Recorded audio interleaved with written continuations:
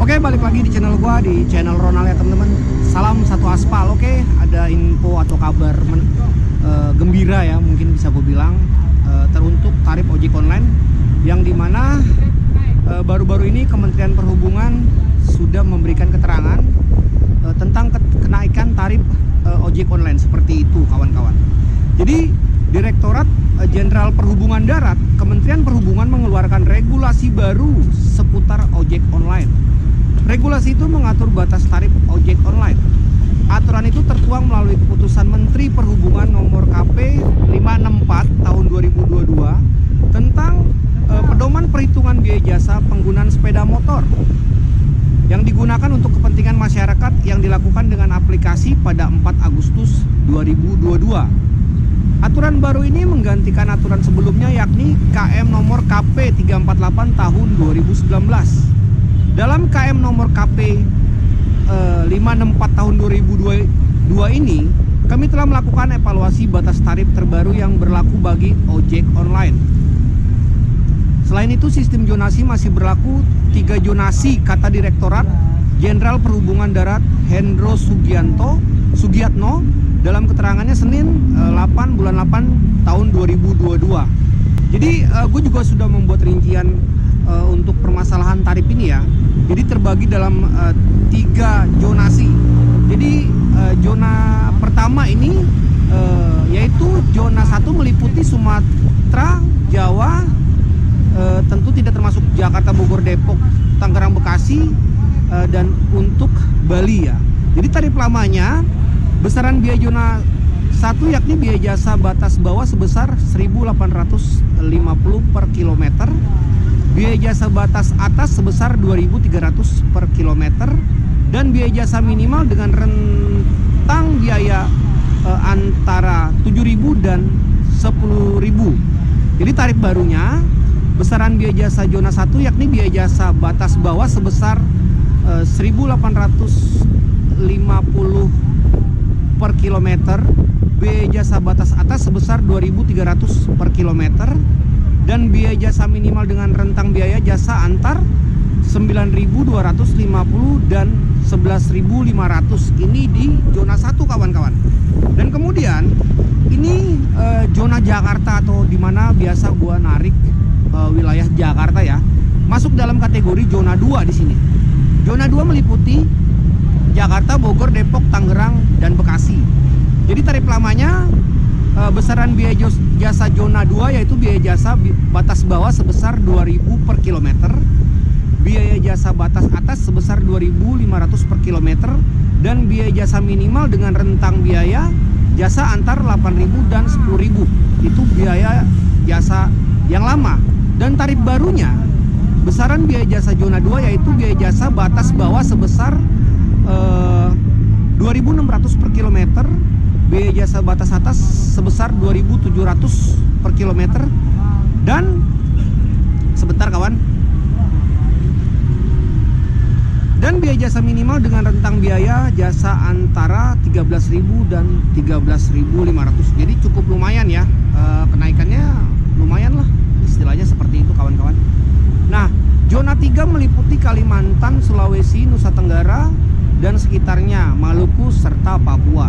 Tarif lamanya besaran biaya jasa zona 3 ini yakni biaya jasa batas bawah sebesar 2.100 per kilometer, biaya jasa batas atas sebesar 2.600 per kilometer, biaya jasa minimal dengan rentan biaya jasa antara 7.000 dan 10.000. Jadi tarif barunya besaran biaya jasa zona 3 yakni biaya jasa sebentar kawan-kawan, jasa batas atas sebesar 2.600 per kilometer, biaya jasa minimal dengan rentang biaya jasa antara 10.500 dan 13.000. Seperti itu ya mungkin penjelasan dari Kementerian Perhubungan, teman-teman. Jadi sesuai peraturan tersebut, komponen biaya pembentuk tarif terdiri atas biaya langsung dan tidak langsung. Biaya langsung adalah biaya yang dikeluarkan oleh mitra pengemudi dan sudah termasuk profit mitra pengemudi. Biaya tidak langsung yaitu berupa biaya sewa penggunaan aplikasi perusahaan aplikasi paling tinggi 20%. Mungkin potongannya ya, mungkin potongannya. Sementara kita tahu saat ini potongan lebih dari 20% ya. Ini menurut Kementerian Perhubungan, kawan-kawan. Dan kemudian biaya jasa yang tertera pada lampiran merupakan biaya jasa yang sudah mendapatkan potongan. Biaya tidak langsung berupa biaya sewa pengguna. Perusahaan aplikasi menerapkan besaran biaya jasa baru batas bawah, biaya jasa batas atas, dan biaya jasa minimal berdasarkan sistem zonasi paling lambat 10 hari kalender sejak keputusan menteri ini ditetapkan lanjutnya, seperti itu. Jadi mungkin kedepannya atau bulan-bulan ini sudah mulai diterapkan ya. Jadi yang gue rasain sih sebenarnya saat ini tarif masih normal aja ya, seperti itu ya kawan-kawan ya. Jadi kata Kementerian Perhubungan, untuk menjamin kelangsungan usaha ojek online tersebut, besaran biaya jasa ini nantinya dapat dievaluasi paling lama setiap 1 tahun, atau jika terjadi perubahan yang sangat berpengaruh terhadap kelangsungan usaha yang mengakibatkan perubahan biaya pokok lebih dari 20%. Pungkas Kementerian Perhubungan Pak Hendro ya.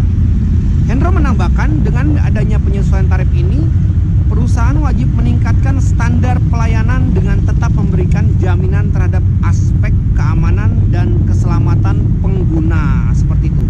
Nah, di sini nggak ada keterangan untuk tarif GoSend, GoRide, GoFood, GoMart atau GoShop. Jadi infonya ya seperti itu aja yang gue dapatkan.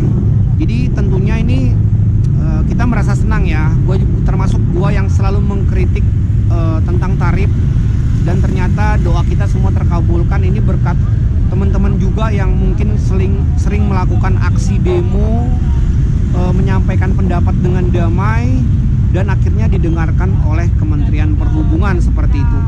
Yang gue harapin sih sebenarnya di sini aplikasi juga nggak bisa juga semena-mena, artinya menaikkan atau menurunkan tarif ketika memang di mana harga BBM naik, tapi tarif ojek online ini tentunya masih murah, seperti itu. Yang gue rasain saat ini justru bukannya mengeluh ya, kita memang untung, tapi yang kita terima itu nggak sebanding dengan apa yang kita kerjakan menurut gua untuk permasalahan tarif ojek online. Nah, semoga tarif ojek online ini dipakai semua aplikasi, jadi tidak ada lagi perbedaan antara tarif A, B, dan C. Jadi harganya semuanya jadi seragam, seperti itu. Jadi nggak ada lagi kecemburuan si A segini, si B segini, si C segini. Itu ya pesan gua di sini ya.